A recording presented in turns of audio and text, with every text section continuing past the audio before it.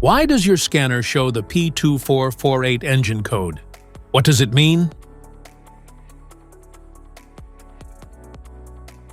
P2448 is a diagnostic trouble code for secondary air injection system. High airflow in bank 1. It indicates the system is sending too much air into the exhaust system, potentially causing increased emissions and requiring immediate repair. Under this circumstance, stop driving and repair your vehicle immediately.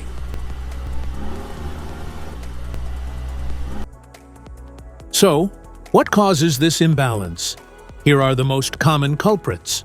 This error can be caused by these possible faults in your vehicle. Faulty air pump, leaking tubes or plumbing, faulty solenoid or check valve.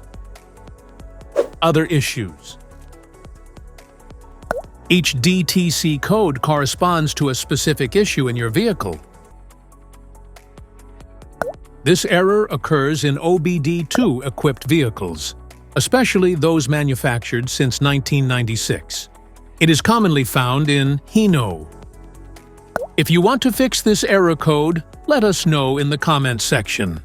We will definitely make the video on your demand. If you like this video, don't forget to subscribe to our channel. Thanks for watching.